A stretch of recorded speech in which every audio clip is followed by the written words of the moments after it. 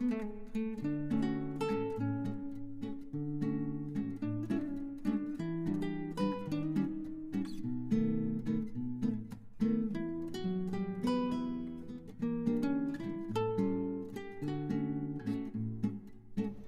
Morning everyone, আমি সৌমি আর আমার চ্যানেলের আরও একটি নতুন ব্লগে আপনাদের সবাইকে স্বাগত। আজকে শুক্রবার আর এখন ঘড়িতেই 5:30 মতন, না 6টা মতন বাজে। 5:30টায় আমি ঘুম থেকেই উঠেছিলাম। তো নিচে টুকটাক কাজগুলো কমপ্লিট করে ছাদে এসেছিলাম গাছে জল দেবো বলে, কারণ গতকাল বা তার আগের দিন মোটামুটি বৃষ্টি হয়নি আর রোদটাও ছিল খুব বেশি। আর আমি গতকাল বিকেলবেলায় ছাদে উঠে দেখেছিলাম যে গাছে সেরকম শুকিয়ে গেছে মাটিগুলো, বেশ কিছু গাছে জল দিতেই হতো, সেজন্য এসেছিলাম। এসে দেখি রাতে মনে হয় বৃষ্টি হয়েছিল, সমস্ত গাছ ভেজা। আর এই যে দোতলায় বেশ কিছু আমার ইনডোর প্লান্ট আমি নতুন কিনেছি, আর বেশ কিছু পুরনো ইনডোর প্লান্ট যেগুলো আমি একটুখানি ট্রিটমেন্ট করে দোতলাতেই রেখে দিয়েছিলাম। তো সমস্ত উপরের কাজকর্ম, ঘরের নিচের কাজকর্ম সমস্ত কিছু কমপ্লিট করে নেওয়ার পর আমি চলে এলাম একটু ঘরে ধূপ দিয়ে নিই। আর এদিকে বাবুয়েরও স্কুলে যাওয়ার সময় হয়ে গিয়েছিল।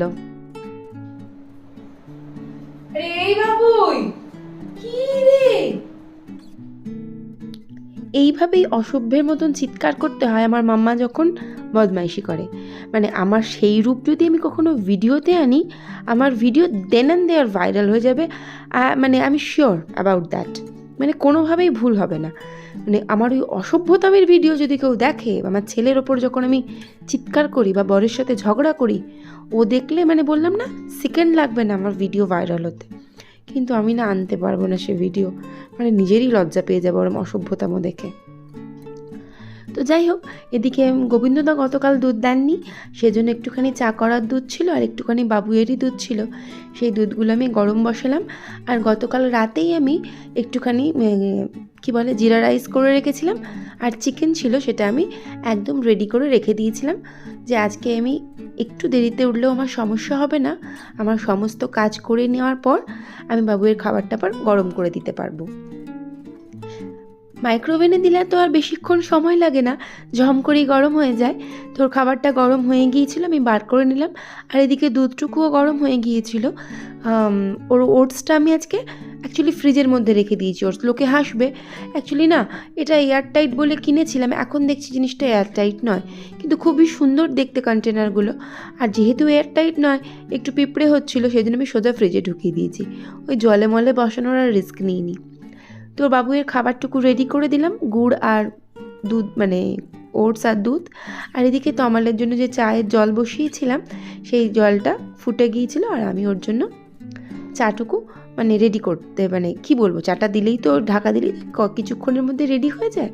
তো চাটা রেডি হয়ে গেল, আর আমি ওর জন্য ছেঁকে দিই চাটা। তো আমার একটু চা না খেয়ে আবার বাইরে বেরোতে পারে না বেচারা, তো ওর জন্য চাটা আমি রেডি করে ফেললাম। এছাড়া তো একদমই চিনি ছাড়া একটুখানি লিকার চা খায়। আর এদিকে বাবুইও রেডি হয়ে গেল। আর স্কুলের অ্যাপ্রনটা না আগের দিন পড়েছিল, সেটাকে কাচা হয়নি। ও বললো, মামা আজকের দিনটা পড়ে নি, তারপরে কাচবো। আর একটু পাট করে দিতে বললো, তো অ্যাপ্রনটাই পাট করে দিচ্ছিলাম। আর ওর ব্যাগের মধ্যেই বললো, মা একটু ঢুকিয়ে দিন। আর নিজে এদিকে শক্স পরছিল। ওর বেল্ট আর টাই পরতে সবচাইতে বেশি সময় লাগে। কী যে দেখে ঘুরে ঘুরে বেল্ট আর টাই পরার সময়, ভগবান জানেন। তো এদিকে অ্যাপ্রনটা আমি ব্যাগের মধ্যে ভরে দিলাম, আর টিফিন বক্সটা, মানে চামচটা দিয়ে টিফিন বক্সটা ব্যাগের মধ্যে ভরে দিই। স্কুলে যাবে, এদিকে বলবে জল নিয়ে যাব না, জল না নিয়ে গেলে হয়? আপনারাই বলুন তো, কার থেকে জল চাইবে? আর ভীষণই দুষ্টু তো, মানে কী যে করবে তার ঠিক ঠিকানা নেই। ওই জন্য আমি বলে দিয়েছি, এবারে তোর যখন হাফ ইয়ারলির রেজাল্ট দিতে হবে, আমি তো এবারে যাবই না তোর রেজাল্ট আনতে, যাবে তোর বাবা। তোর পাপা যাবে, তোর পাপাই বুঝে নেবে কি হবে। আর এদিকেও হাতচো দেওয়ার চেষ্টা করছিল, আর আমি সেই হাতচোটাকে গণ্ডগোল করে দিচ্ছিলাম এই হাত পাগুলো নেড়ে নেড়ে। আর স্কুলে যাওয়ার আগে রোজই বলে দিই, মাম্মা স্কুলে বদমাইশি করবি না, এই করবি না, সেই করবি না, মোটামুটি কোনো অন্যায়ই করবি না। কিন্তু কে কার কথা শোনে? প্রত্যেক দিনই কিছু না কিছু করে আসে, সেই কমপ্লেনগুলো আমি পেতে থাকি। বাবুই স্কুলে চলে যাওয়ার পরে যেন একটা ঝড় চলে যায়।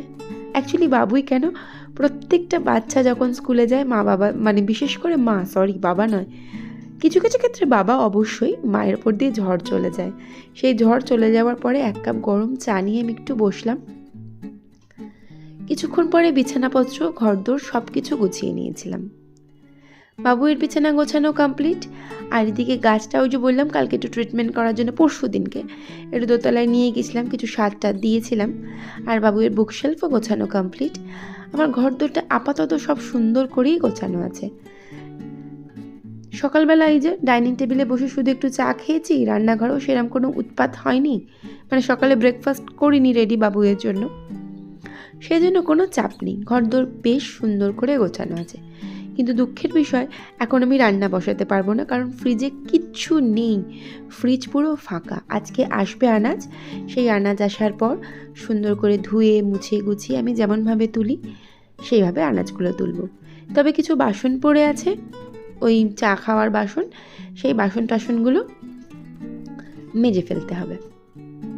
বড় ঘরও তমাল গুছিয়ে দিয়ে বাজারে চলে গিয়েছিল, আর আমি ভাবলাম চলো একটুখানি চুলটা আঁচড়ে নিই।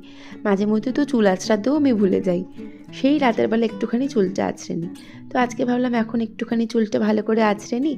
তবে ঘরদোরটা টোটালি গোছানো, কিন্তু বুকশেলফ বলছি, ওয়ার্ড্রোবের ওপরে যে কটা আমার গল্প বই থাকে সেটা একটু আগোছালো করা। এখন না নিজের চুল দেখলে কি দুঃখ হয়। আমার বিয়ের সময়কার যে ভিডিওগুলো করা আছে সেগুলো যখন দেখি আর আমার চুলটা দেখি, কি দুঃখ হয় মনে পড়লে। বা ছোটোবেলা যদি ক্লাস 10, 9, 11, 12 কথা মনে পড়ে যে কত চুল ছিল আমার মাথায়, সেগুলো দেখলে খুব দুঃখ হয়। আর ওই যে গাছগুলো, এই ঘরের গাছটাও বাইরে নিয়ে গিয়েছিলাম, তো গাছটা গাছের জায়গায় রেখে দিলাম, বইয়ের জায়গায় বইগুলো রেখে দিলাম। তবে দেখতে একটু অর্গানাইজড লাগবে। ঘরদোর অর্গানাইজড না হলে কিন্তু আমার একদম ভাল লাগে না। তারপরে আজকে খুব হাওয়া দিচ্ছিল, ওই জন্য পর্দাটা দেখাচ্ছিলাম ভীষণ উড়ে যাচ্ছে। আর এই যে আমার জল পিপাসা পেয়েছিল, কোনো কারণই ছিল না এর ওপরে উঠে খাওয়ার।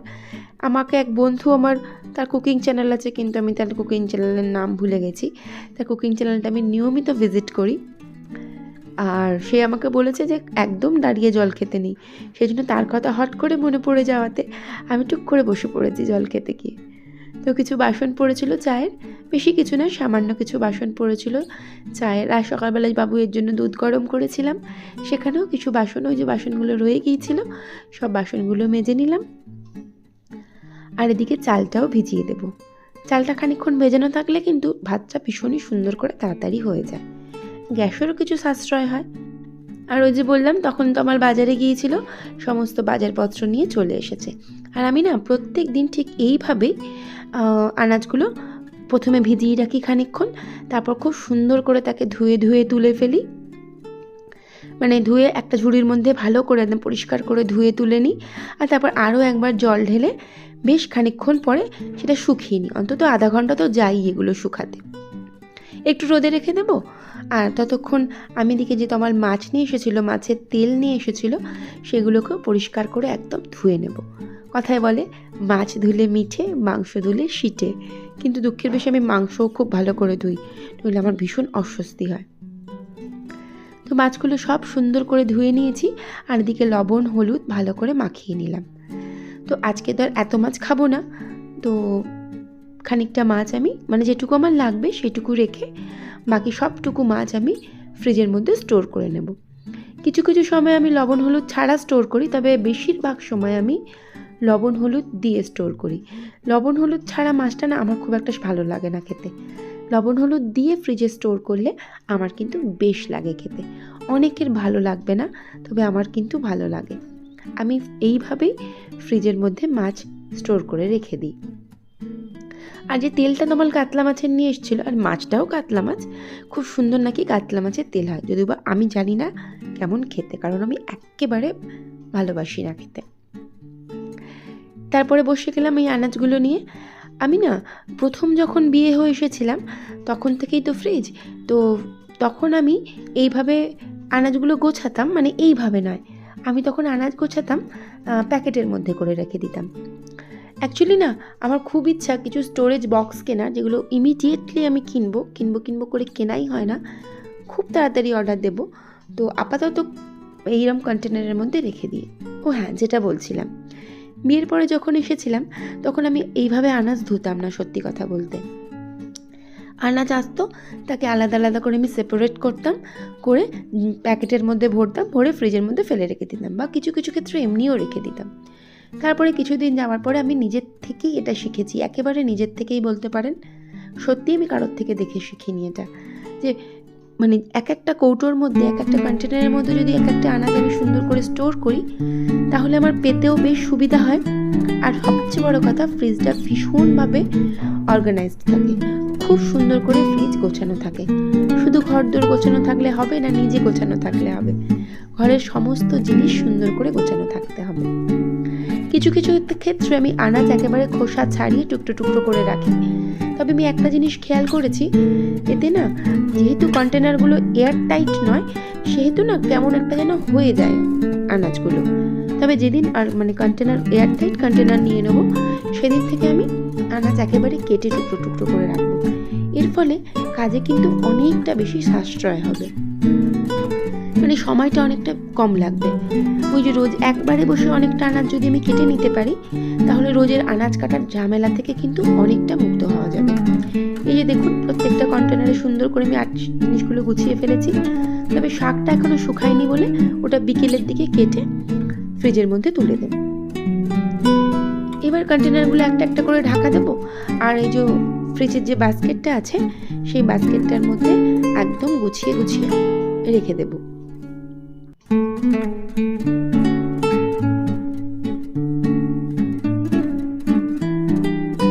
প্রত্যেকটা জিনিস জায়গার মতন জায়গায় রেখে দিলে, ওই যে বললাম, একেবারে সবটাই সুন্দর করে গোছানো থাকে।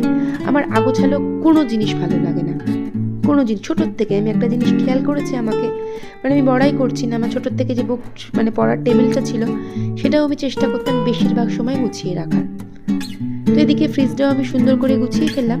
আর মোটামুটি এক সপ্তাহের আনাজ বাজার, এক সপ্তাহ না, প্রায় 10 দিনের আনাজ বাজার, মাছ সব সুন্দর করে গুছিয়ে রেখে দিলাম, যাতে আমার কোনোভাবেই অসুবিধা না হয়। ওইদিকে কাজকর্ম সুন্দর করে গুছিয়ে নিয়ে আমি এদিকে রান্নাটাও বসিয়ে দিয়েছিলাম। আজকে রান্না বলতে ফ্রিজে একটু মুসুর ডাল ছিল, আর ওই মাছের তেলটা করতে হবে, তো আমার ভীষণ ভালোবাসে খেতে। আর এদিকে আমি ওই যেহেতু মুসুর ডাল ছিল, এদিকে আমি কুমড়োর তরকারি বসালাম, আর একদিকে মাছের ঝাল বসিয়ে দিলাম। পেঁয়াজ আদা রসুন দিয়ে মাছের ঝাল, আর কুমড়োর তরকারিটাও পেঁয়াজ দিয়ে করব। তো গুছিয়ে রান্না বান্না কিন্তু আমার আস্তে আস্তে করে আমি কমপ্লিট করেই ফেলছি। আর তরকারি তুলতে গিয়ে এভরিডে ফেলাটা আমার একটা কাজের মধ্যেই পড়ে। তো এদিকে আমি মাছের তেলটাও বসিয়ে দিলাম, আর মাছের ঝালটাও কিন্তু আমার হয়ে গেছে। আমি গ্যাসটা বন্ধ করেছি, আর দিয়ে এদিকে মাছের তেলের জন্য কড়াইয়ের মধ্যে আমি একটু বেগুন আর পেঁয়াজ দিয়ে দিলাম। এটা একটু ভাজা ভাজা হবে, তারপর আমি ওই মাছের তেলটা তুলে দেবো। তবে তার আগে আমি মাছটা ঢেলে ফেললাম, যে মাছটা আমি রান্না করেছিলাম। আর এই যে মাছের তেলটা কেন জানি না আজকে তেল বেরোচ্ছে না, এরকম কেন মাছের তেলটা আমি বুঝতে পারছি না। আমার কোনো অভিজ্ঞতা নেই, কোনো রকম টেস্ট না করেই এই রান্নাটা আমি করে থাকি। তো সমস্ত রান্না বান্না কমপ্লিট। কালকে ডাল, আজকে মাছের তেল, এই যে হচ্ছে মাছ, মানে আমাদের 3 জনের জন্য 3টে টুকরো মাছ, আর রান্না করেছি আমি ওই যে কুমড়ো আলু দিয়ে একটা তরকারি। রান্নাঘরও কিন্তু একেবারে আমি পরিষ্কার পরিচ্ছন্ন করে নিয়েছি। তো আপাতত টোটাল কাজ কমপ্লিট। তবে বাবুই কিন্তু এখনও স্কুল থেকে ফেরেনি, এবার হয়তো ফিরে যাবে। আজকাল একা একাই স্কুল থেকে ফেরে, তো আমার আর আনতে যায় না, তবে দিয়ে আসে। একাই স্কুলের সামনে থেকে টোটো ধরে বাড়ি চলে আসে। আমি একটুখানি ভাবলাম চলো কাজ যখন সমস্ত শেষ, একটুখানি গল্প বইটা নিয়ে বসি। তো বদমাইশটা এসে গেলে তার গল্প বইটা আমার পড়া হবে না। তো কিছুটা গল্প পড়া বাকি আছে, তবে বেশ অনেকটাই হয়ে এসেছে, আর বেশ একটু বাকি আছে। আজ এই যে বললাম, খুব সুন্দর হাওয়া দিচ্ছে বাইরে, আর বেশ আলো মানে রোদ উজ্জ্বল একটা দিন। তো বাবু এসে গেলে আমরা সবাই খেতে বসে যাব। আমরা মানে আমি আর আমার বাবুই, কারণ তমাল আসতে বেশ বাকি থাকবে। তো যাই হোক, ব্লগটা তাহলে এখানে শেষ করলাম। ভালো লাগলে প্লিজ পাশে থেকে যাবেন, আর ভিডিওটা দেখার জন্য থ্যাংক ইউ।